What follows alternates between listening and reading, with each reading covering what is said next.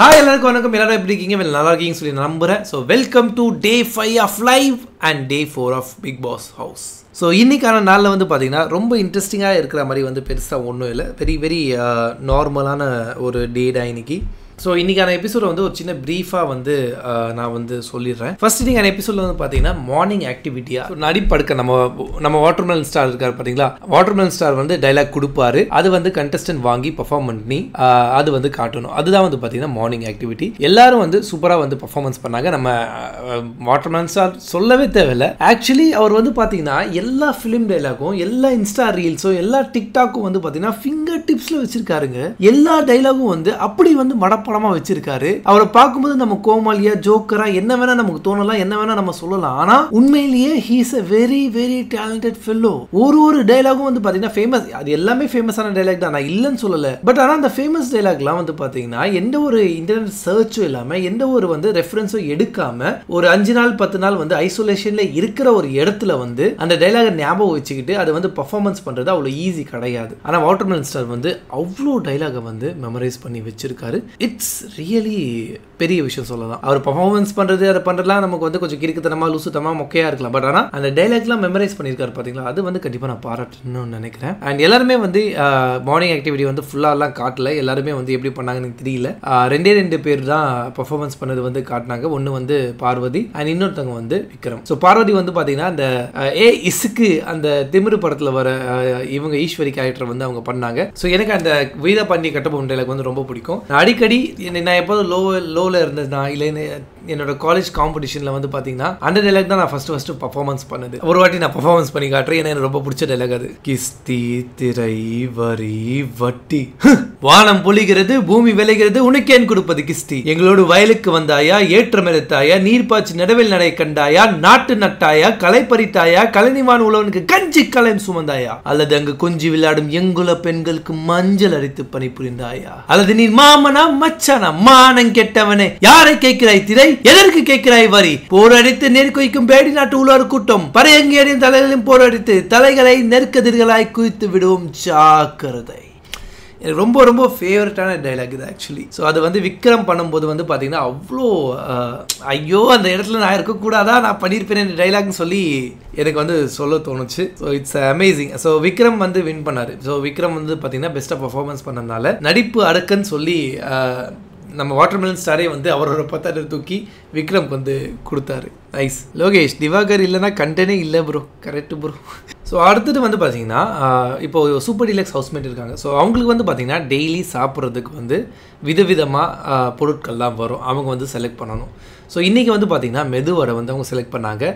அது வந்து பார்த்திங்கன்னா நந்தினி வந்து எடுத்துகிட்டு எனக்கு மெதுவேரை வேணும், எனக்கு மெதுவேரை சாப்பிடணும்னு சொல்லி அவங்க சாப்பிடல. பட் அது ஓப்பன் பண்ணி அதை ஸ்மெல் பண்ணி அவங்க வந்து அது ஆசைத்திலே வச்சுருந்தாங்க. லைக் ரொம்பவே கிடிஷாக ரொம்பவே சைல்டிஷாக வந்து நந்தினி பிஹேவ் பண்ணுறாங்க. பட் அதுவே இந்த ஷோ எண்டில் வந்து பார்த்திங்கன்னா ரொம்பவே சைக்காட்டிக்காக ரொம்பவே வந்து அழுது பொருந்து வந்து கத்துறாங்க. லைக் ரொம்பவே அவங்களுக்கு வந்து மூட் ஸ்விங் வந்து ஆகுது. எண்டில் என்ன நடந்ததுன்னு சொல்லி நான் அதுக்கு வரேன். அதுக்கு முன்னாடி வந்து அவங்களுக்கு வந்து அவங்க வந்து ஒரு ஸ்டேபிளாக இல்லை. அவங்க வந்து சந்தோஷமாக இருந்தால் ரொம்ப சந்தோஷமாக இருக்காங்க, கோவப்பட்டு அழுதா ரொம்ப வந்து கோவப்பட்டு அழுகுறாங்க. ஒரு அன்ஸ்டேபிளாக வந்து இருக்காங்க சொல்லலாம் நந்தினி இந்த இடத்துல. ஸோ பிக் பாஸ் வந்து அனௌன்ஸ் பண்ணாங்க எத்தனை வாட்டி வந்து தண்ணி வந்து ஹவுஸ்மேட் வந்து லூஸ் பண்ணாங்க. ஸோ அங்கே தண்ணி தட்டுப்பாடு வந்து நிறையா இருக்குது. அந்த தண்ணி தட்டுப்பாடில் வந்து ஒரு ட்ராப் தண்ணியும் ரொம்ப இம்பார்ட்டன்ட். அந்த இடத்துல வந்து அந்த பொறுப்பை ஏற்றுக்கிட்டது வந்து பார்த்தீங்கன்னா கமருதீன் அண்ட் சபரி வந்து பார்த்தீங்கன்னா அவரால் எவ்வளோ முடியுமோ அவர் வந்து அந்த தண்ணிக்காக லைக் அந்த டாஸ்க்கு உண்மையாக இருந்திருக்காரு. எல்லா டைமும் வெளியே இருந்து தண்ணி எப்போ வந்தாலும் அவர் வந்து போய் பிடிக்கிறதுக்கு ரெடியாக இருந்தார். முந்தா நேற்று வந்து பார்த்தீங்கன்னா ஹோல் நைட் தூங்காமல் அந்த தண்ணி வருதான்னு சொல்லி வெளியே வெயிட் பண்ணிருந்தார். பட் அதுவே கமருதீன் வந்து பார்த்தீங்கன்னா நேற்று நைட் அவர் தான் காவலுக்கு இருந்தார். பாதியில் 3 மணி 2 மணி இருக்கும். அந்த 2 மணி 3 மணிக்குள்ளே வந்து பார்த்தீங்கன்னா பிக் பாஸ் தண்ணி வருமா, பிக் பாஸ் தூக்கம் வருது, பிக் பாஸ் சொல்லி போய் தூங்கிட்டாரு. பட் ஆனால் விக்ரம் முடிச்சுட்டு இருந்தார். ஸோ தண்ணி வரும்போது அவர் போய் வந்து பார்த்தீங்கன்னா கமருதீனை எழுப்பினார். அவர் வந்து தண்ணி வந்து கொஞ்சம் பிடிச்சாரு. பட் அது ஸ்டாப் ஆகிடுச்சு. லைக் தண்ணி ஸ்டார்ட் ஆகி 10 செகண்ட்ஸில் அந்த ட்ரம்மை தூக்கி அந்த தண்ணி பக்கத்தில் வைக்கலைன்னா அந்த தண்ணி வந்து ஸ்டாப் ஆகிடும். ஸோ இது வந்து கொஞ்சம் டஃப்பான டாஸ்க் தான். ஸோ அவங்க வந்து கண்ணு வந்து அந்த இது பஸ்ஸருக்குள்ளே வந்து பார்த்துட்டே இருக்கணும். அவங்க பார்க்காம விட்டாங்கன்னா தண்ணி வந்து மிஸ் ஆகிடும். ஹவுஸ்மேட்க்கு யாருக்குமே தண்ணி கிடைக்காது. ஸோ அந்த மாதிரி சமயத்தில் வந்து நிறைய ஒரு குடும்பம் போட்டு நிறைய வாட்டி வந்து பார்த்தீங்கன்னா அவங்க வந்து சொன்னாங்க. ஸோ இது வந்து ஒரு சீரியஸ் சீரியஸான டாஸ்க். இந்த சீரியஸான டாஸ்க் வந்து ஹவுஸ்மேட் அவ்வளோ சீரியஸாக எடுக்கல. ஹவுஸ்மேட்டை தாண்டி கமருதீன் இருக்காரு பார்த்தீங்கன்னா, அவர் வந்து அவ்வளோ சீரியஸாக எடுக்கல. அவர் தான் வந்து பார்த்தீங்கன்னா சூப்பர்வைசர் ஒரு வேலை வெளியே நின்று அதை சூப்பர்வைஸ் பண்ணணும். ஆனால் அவர் வந்து உள்ளே போய் ஜாலியாக ஏசியில் இருக்காரு, வெளியே வந்து அவர் இல்லவே இல்லை. அவரோட மிஸ்டேக் தான் நான் வந்து இந்த இடத்துல வந்து நான் பார்க்குறேன். பட் எனிவேஸ் ப்ளஸ் வந்து பிக் பாஸ் வந்து போட்டு காட்டினாங்க எத்தனை வாட்டி வந்து ஹவுஸ்மேட் வந்து தண்ணி வந்து மிஸ் பண்ணாங்க. அது வந்து ஒரு குறும்படமாக போட்டு காட்டினாங்க. நிறைய வாட்டி 7 வாட்டி 8 வாட்டி வந்து மிஸ் பண்ணியிருக்காங்க. அண்ட் ஒரு சமயத்தில் வந்து பார்த்தீங்கன்னா நம்ம வாட்டர்மேன் ஸ்டார் வந்து அந்த ஸ்விம்மிங் பூல்லேருந்து வந்து தண்ணி எடுத்துகிட்டு போகிறாரு. ஸோ அதெல்லாம் வந்து டெலிகாஸ்ட் ஆகிருக்குமான்னு சொல்லி கேட்குறாரு. ஸோ அதெல்லாம் கொஞ்சம் ஃபன்னாக இருந்துச்சு. ஸோ இதெல்லாம் நடந்தது கைஸ் ஆக்சுவலி. அண்ட் நெக்ஸ்ட் வந்து பார்த்தீங்கன்னா என்ன நடந்தது, ஆதிரை வந்து ஃபயர். இந்த 4 நாள் வரைக்கும் வந்து பார்த்தீங்கன்னா ஆதிரை வந்து ஒரு ஒப்புக்கு சப்பானா ஒரு சும்மா வந்து இந்த வீட்டுக்குள்ளே இருக்காங்கன்னு சொல்லி நான் நினச்சிருந்தேன். பெருசாக அவங்க வந்து வெளியே தெரியல. அவங்களோட பாயிண்ட்ஸ், அவங்களோட ஒப்பீனியன், அவங்களோட டிஸ்கஷன், அவங்களோட ஃபைட் எதுவுமே வந்து இல்லை. 1-2 வருவாங்க, சொல்லுவாங்க, அப்படியே வந்து போயிடுவாங்க, சைலண்டாக இருப்பாங்க, அவங்களோட வேலையை வந்து பார்த்துட்டு இருந்தாங்க. பட் இன்னைக்கான episode it's dedicated to Aathirai சொல்லலாம். ஸ்டார்டிங்லேருந்து எந்த வரைக்கும் ஆதிரை வந்து ஃபயராக இருந்தாங்க. அவங்களுக்கு என்ன டாஸ்க் கொடுத்தாலும் அவங்க ஃபயராக விளையாடினாங்க. அவங்களுக்கு என்ன ஒரு வாக்குவாதம் வந்தாலும் என்ன ஒரு டிபேட் வந்தாலும் அவங்க ஃபயராக பண்ணாங்க. லிட்ரலி வந்து பார்த்தீங்கன்னா கமருதீன் வந்து பண்ணது தப்புன்னு சொல்லி அவங்க மூஞ்சி முன்னாடி வந்து நீங்கள் பண்ணது தப்பு கமருதீன், நான் கஷ்டப்படுறேன்னு சொல்லி அந்த இடத்துல வந்து ஒரு டிஸ்கஷன் வந்து ஒரு டிபேட் வந்து அவங்க பண்ணுறாங்க. அந்த டிபேட்டில் அவங்களோட பாயிண்ட்டை ரொம்ப ஸ்ட்ராங்காக எடுத்து வச்சாங்க கமருதீன் முன்னாடி.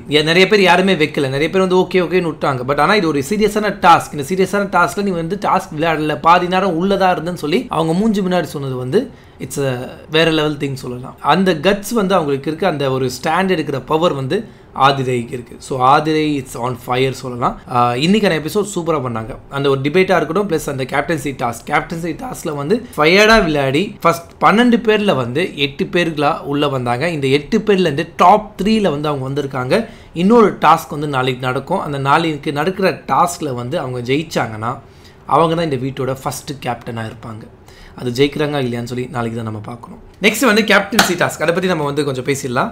ஓகே, நெக்ஸ்ட் வந்து captaincy task. So second captaincy task இது. ஸோ இதில் வந்து 8 பேர் வந்து பார்ட்டிசிபேட் பண்ணுறாங்க. டாஸ்க் என்னென்னா, ஒரு அழுக்கான ஜீன்ஸ் பேண்ட் வந்து இருக்குது. அந்த ஜீன்ஸ் பேண்ட்டை வந்து வாஷ் பண்ணணும். ஸோ அது எப்படி வாஷ் பண்ணணும்னா, ஃபஸ்ட்டு வந்து அந்த ஜீன்ஸ் பேண்ட்டை வந்து எடுக்கணும். அதுக்கப்புறம் பக்கெட்டில் வந்து அந்த டேங்க்லேருந்து தண்ணியை பிடிக்கணும்.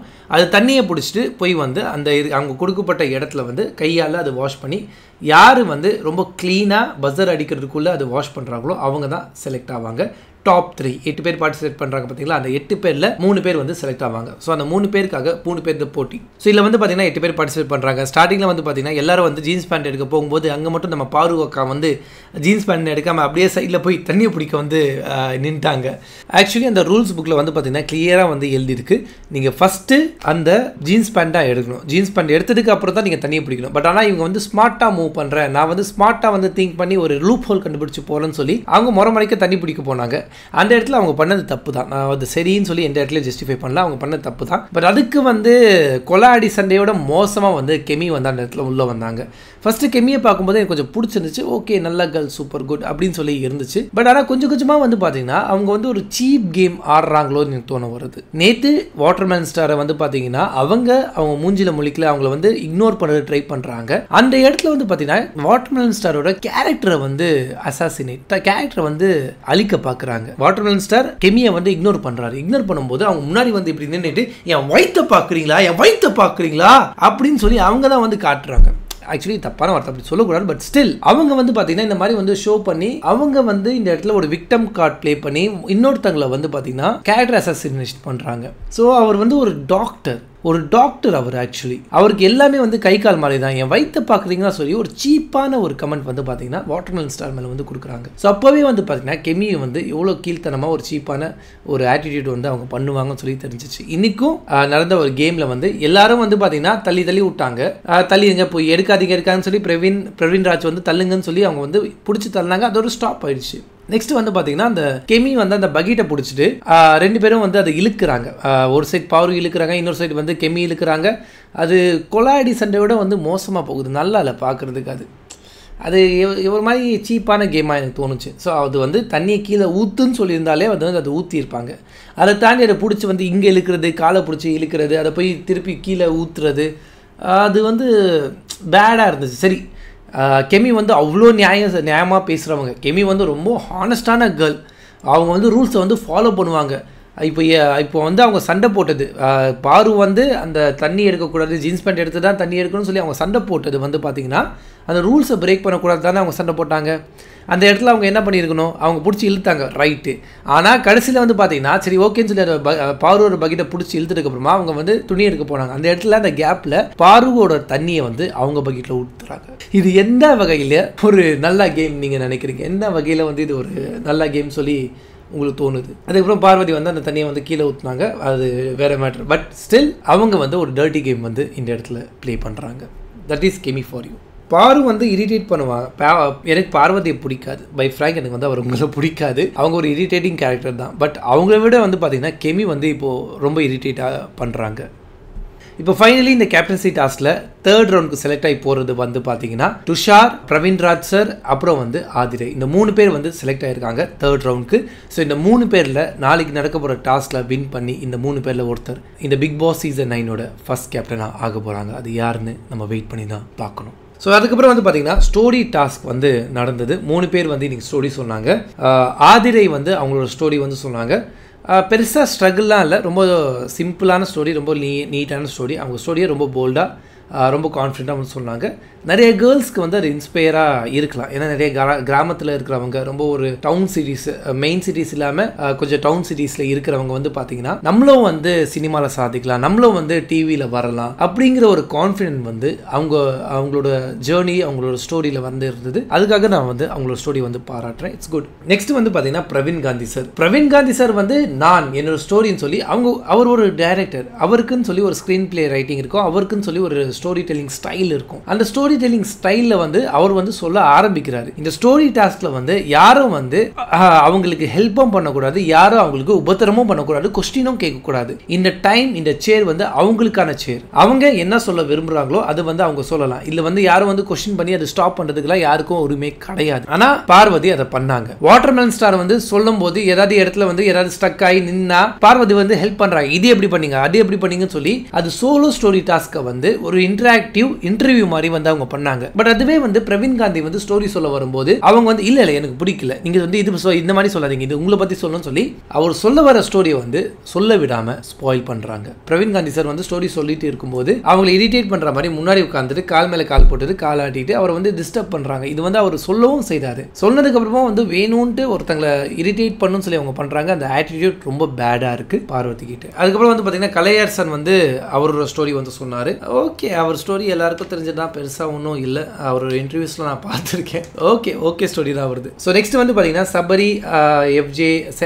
ஓகே, ஒரு சின்ன பாயிண்ட் தான். சபரி வந்து வெளியே வந்து காவல் காத்து இருந்தாரு, கமருதீன் உள்ள இருந்து அவர் பாட்டு ஜாலியாக இருக்காரு. தண்ணி வரும்போது ஃபாஸ்ட்டாக வந்து சபரி வந்து அந்த டேங்கர் தூக்கிட்டு போய் அந்த வால் முன்னாடி வச்சாங்க, தண்ணியை பிடிச்சாங்க. கமருதீன் உள்ள தூங்கிட்டு தான் இருந்தார், வேலை பார்த்துட்டு இருந்தாரு. ஸோ நடந்தது. ஸோ சபரி வந்து ஒரு டாஸ்க்னு வந்துட்டா அதில் வந்து 100% எஃபோர்ட் போட்டு பண்ணுறாரு. அவரோட டெடிகேஷன் எல்லா எபிசோட்லையும் எல்லா டாஸ்க்லையும் வந்து ஒரு ப்ரூவ் பண்ணிட்டு வராரு. பட் அதே சமயம் நடிக்கிறாரோன்னு சொல்லி கொஞ்சம் டவுட்டும் வருது. அநியாயத்துக்கு நல்லவராக இருக்காரு, அதுவும் வந்து ஒரு செகண்ட் நம்ம யோசிக்கிறோம். ஸோ அதுக்கப்புறம் வந்து பார்த்தீங்கன்னா சபரி அப்புறம் எஃப்ஜே அண்ட் சில பேர் வந்து கூட்டமாக பேசிட்டு இருந்தாங்க.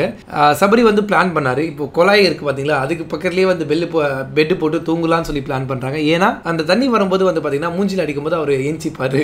ஸோ அந்த ஒரு ஐடியா பண்ணாங்க. ஸோ நிறைய பேர் வந்து கலாச்சாரம் இருந்தாங்க. அப்போ தண்ணி உங்க மூக்கில் போய் நீங்க வந்து செத்துட்டா என்ன பண்ணுவீங்க, ஒருத்தர் எப்படி ரியாக்ட் பண்ணுவீங்கன்னு சொல்லி அங்க இருக்கிற ஒரு கண்டஸ்டன்டா வந்து ரியாக்ட் பண்ற மாதிரி மார்க் பண்ணி வந்து காட்டினாங்க. அந்த இடத்துல வந்து நந்தினியை வந்து எஃப்ஜே வந்து மார்க் பண்ணா, சிரிக்கிற மாதிரி இது பண்ற மாதிரி. அதை மாதிரி மார்க் பண்ணும்போது நந்தினிக்கு வந்து ரொம்ப ஹர்ட் ஆயிடுச்சு. அவங்க வந்து ரொம்ப ரியாக்ட் பண்ணி பயங்கரமா அழுது பயங்கரமா வந்து கத்துனாங்க. அவங்களோட ஸ்பேஸ், அவங்க வந்து அழுணும்னு நினைக்கிறாங்க, அழுது வந்து உள்ள போறாங்க. ஸோ அவங்களுக்கு வந்து ஹர்ட் ஆயிடுச்சு. ஸோ அவங்க வந்து அழுணும்னு நினைக்கிறாங்க. ஸோ அவங்க வந்து உள்ள போகும்போது சபரி தேவையில்லாம வந்து அவங்களை கன்சோல் பண்ணணும்னு சொல்லி உள்ள போயிட்டு அவங்களை கேளுங்கன்னு சொல்லி இரிட்டேட் பண்றாங்க. ஒருத்தங்க வந்து ஆல்ரெடி பிரேக் டவுன் ஆகி இருக்காங்க. அந்த இடத்துல வந்து பாத்தீங்கன்னா சபரி வந்து அவங்களுக்கு காமா விடுறது பெட்டர். கொஞ்சம் அவங்க கூல் டவுன் அழுதுட்டு கூல் டவுன் ஆனதுக்கு அப்புறம் வந்தா ஓகே. பட் அவங்க அழுதுன்னு இருக்கும் போதே வந்து உள்ள போய் அவங்கள வந்து கூல் டவுன் பண்ணணும்னு நினைக்கிறது வந்து அவங்களோட பர்சனல் ஸ்பேஸ்க்குள்ள நம்ம போற மாதிரி இருக்கு. அந்த இடத்துல வந்து சபரி வெளியவே இருந்திருக்கலாம். இல்லாம தேவையில்லாம உள்ள போய் அவங்க வந்து எமோஷனலா பிரேக் டவுன் ஆகி வெளியே போன்னு சொல்லி அப்படி வந்து கத்துனது வந்து ரொம்ப நல்லா இல்லை பார்க்குறது. அவரோட மரியாதையை அவரே கெடுத்துக்கிற மாதிரி இருக்குது இந்த இடத்துல. அதுக்கப்புறம் கன்னியக்கா போய் அவங்கள வந்து சமாதானப்படுத்தினாங்க. ஸோ நந்தினி வந்து பார்த்தீங்கன்னா ரொம்பவே வந்து ஜென்டிலாக இருக்காங்க. அவங்க வந்து ஆக்சுவலி ஸ்டேபிளாக இல்லை. நான் வந்து அவங்க 3 நாள் 4 நாள் அப்சர்வ் பண்ண வரைக்கும் அவங்க சந்தோஷமாக இருந்தால் ரொம்ப ஹாப்பியாக இருக்காங்க, ரொம்ப சந்தோஷமாக இருக்காங்க. அவங்க கோவப்பட்டு சோகமானா ரொம்ப கோவப்பட்டு ரொம்ப அழுறாங்க. அவங்க வந்து கொஞ்சம் ஸ்டேபிளாக இல்லை. அவங்களுக்கு வந்து ஒரு ட்ராமா இருக்குது. அவங்க வந்து அப்பாவும் அம்மாவும் அவங்க வந்து இறந்துருக்காங்க. 2 பேரும் இறந்துருக்காங்க. 2 பேரும் இறந்ததை வந்து அவங்க பார்த்துருக்காங்க.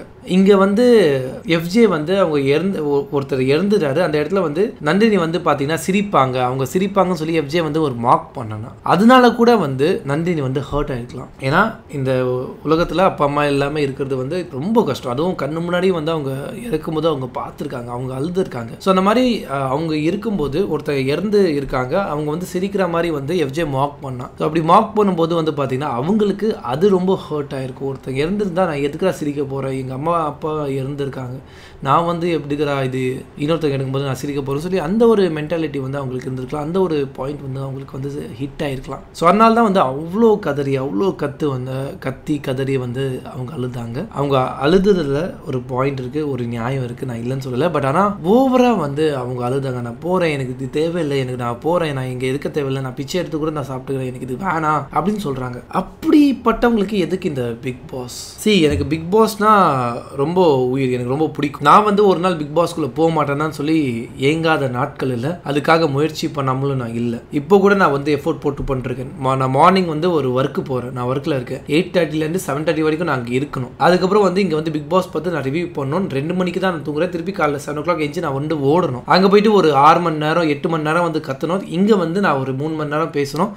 எனக்கு வந்து இரும்பல் வருது, எனக்கு வந்து ஜலதோஷம் இருக்குது, கோல்டு இருக்குது, ரொம்ப டயர்டாக இருக்குது, கண்ணு ரெட்டாக இருக்குது, எனக்கு வந்து முடியல, சுத்தமாக முடியல. பட் ஸ்டில் நம்மளோட 100% எஃபோர்ட் போட்டு நம்ம பண்ணால் நம்ம வந்து கொஞ்சம் வெளியே தெரிவோம். இந்த வெளியே தெரியுதுனால எப்படியாச்சும் பிக் பாஸ் டீமில் நம்ம பிக் பாஸ் டீம் கண்ணில் நம்ம பட மாட்டோமா, நம்ம ஒரு நாள் பிக் பாஸ்குள்ளே போக மாட்டோமான்னு சொல்லி அந்த ஒரு நம்பிக்கையில் தான் வந்து நான் ஓடிட்டு இருக்கேன், நிற்காமல் ஓடிட்டு இருக்கேன். எவ்வளோ டயர்டாக இருந்தாலும் நான் வந்து பண்ணிட்டு இருக்கேன். என்ன மாதிரி பசங்களுக்குலாம் வந்து பார்த்தீங்கன்னா இந்த சான்ஸ்லாம் கிடைக்கிறது வந்து ரொம்ப கஷ்டமாக இருக்குது. நந்தினி மாதிரி ஒரு பர்சனுக்கு வந்து இந்த சான்ஸ் கிடைச்சிருக்கு. அந்த சான்ஸை அவங்க யூட்டிலைஸ் பண்ணலாம்ல, அது யூஸ் பண்ணலாம்ல. எனக்கு கிடைக்கல, அவங்களுக்கு கிடைச்சிருக்குன்னு சொல்லி நான் அவங்கள பார்த்து பொறாமப்படல. ஆனால் உங்களுக்கு அந்த சான்ஸ் கிடைச்சிருக்கு, அதை யூஸ் பண்ணுங்க, அந்த கேமை விளையாடுங்க. வெளியே போனா எதுக்கு நீங்கள் உள்ளே வந்தீங்க, எதுக்கு கண்டஸ்டண்டாக உள்ளே வந்தீங்க? உங்களை யார் வர சொன்னா? உங்களை யாரை கையை பிடிச்சா நந்தினி ஐயோ நீங்கள் வந்தால் தான் நாங்கள் பிக் பாஸ் சீசன் 9 எடுப்போம்னு சொல்லி யாரும் சொல்லலையே. எல்லாத்துக்கும் ஒத்துக்கு தானே உள்ளே வந்திருக்கீங்க. உங்களுக்கு உள்ளே இருக்க பிடிக்கல, வெளியே வந்து நான் போய் பிச்சை எடுத்தாச்சு சாப்பிட்டுக்குன்னு சொன்னால் உங்களுக்கு யாருங்க உள்ளே வர சொன்னால்? உங்கள் இடத்துல ஆயிரக்கணக்கான பேர் வெயிட் பண்ணுறாங்க. இந்த பிக் பாஸ்குள்ளே போயிட மாட்டோமா, அந்த லைம் லைட் நம்ம மேலே படாதான்னு சொல்லி ஆயிரக்கணக்கான பேர் வெயிட் பண்ணிருக்காங்க. இந்த மாதிரி பசங்க பொண்ணுங்க இவ்வளோ ஈஸியாக வந்து நான் வெளியே போகிறேன், எனக்கு இது தேவையில்லை.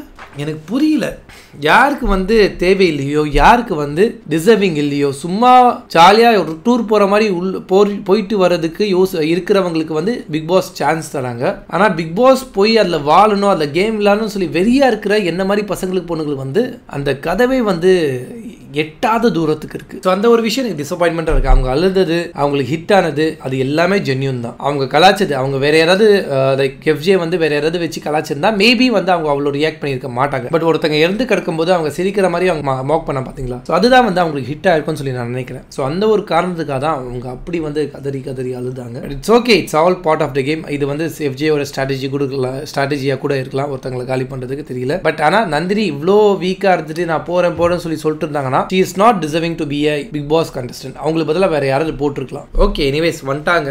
இதுக்கப்புறம் புலம்பி பிரயோஜனம் இல்லை. ஸோ அவ்வளோதான் கைஸ், இன்னைக்கான எபிசோடில் வந்து நடந்தது இவ்வளோ தான்.